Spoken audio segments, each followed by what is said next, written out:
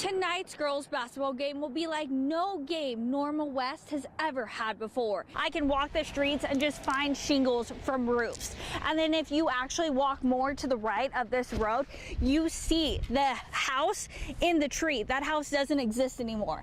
There's 29 houses that were destroyed. I have my flashlight out here and I'm just seeing parts of people's houses. You can walk over to the other side of this street and just find people's belongings. Every neighborhood looks just like this.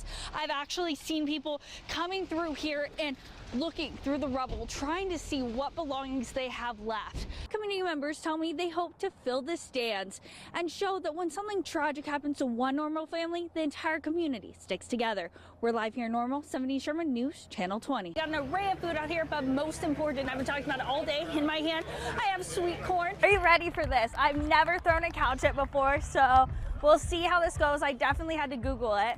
So hopefully I don't make a fool of myself. Not my best performance, but there you go. The residents say Kern Road is too small. They say it's only 18 feet wide. So the question is, can a semi truck actually be on the road with another car and not go into the ditch?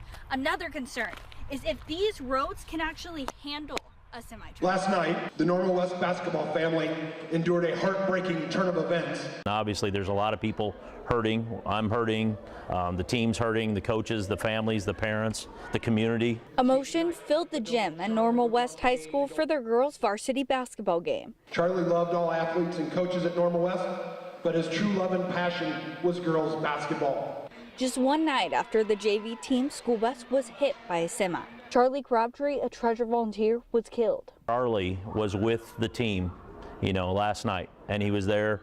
He was there in a terrible accident, and everybody loves him. They're going to, I know, honor him.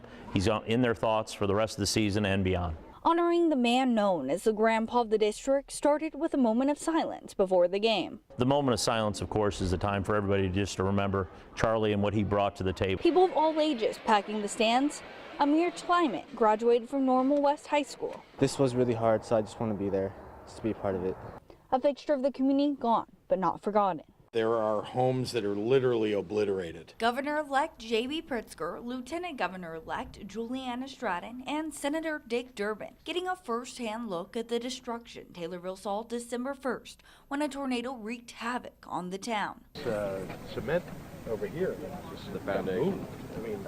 Just picked up and Top legislative leaders talking to survivors of the tragedy, including one man working to clear rubble from a severely injured family member's home. The home, a total loss. Please give her our best. Okay, I will. It's certainly true that we're going to do everything we can to continue carrying out the emergency management function and help people rebuild. This is the first natural disaster Pritzker is experiencing as governor-elect. It's the people that we got to focus on. And then, of course, the rebuilding effort. The goal of Saturday's tour, finding out from the victims what they need. What do you think's the future? Does she get some insurance or no? She has some insurance. I talked to her last night, and she says she wants to rebuild right here. Home. The town of Taylorville expecting to endure financial struggles down the road to recovery. Pritzker promising to put this tragedy at the top of his list when he steps into his role as governor. When we take office, we're going to continue the recovery effort for Taylorville and stand up for the families here. A bunch of black smoke, and I grabbed my grandson and ran out the house. A piercing sound rang through a Springfield home early October 29th. Falcon Carmill and his 4-year-old grandson were sleeping when the fire alarm went off. His home engulfed in flames. Something just woke me up, and when I woke up, that's the first thing I heard was the alarm. The Springfield Fire Department and Red Cross worked together to install 2,600 fire alarms throughout Springfield. Valken's home was one of the houses with an alarm installed. Springfield Fire says the alarm allowed Valken to get him and his grandson out quickly. Unfortunately, the outcome would have been grim had he not had working smoke alarms in the home. The smoke alarms are what woke him in the morning, so it's quite likely that the smoke would have just overcome him and his grandson in their sleep, and they quite likely would not have made it out of the home. By the time fire crews arrived on scene, fire poured out of the windows. Just look how badly these panels are charred. This is one of 6 major house fires in homes with the new alarms. Springfield Fire says this incident shows fire alarms really do save lives. Falcon and his grandson couldn't be more thankful.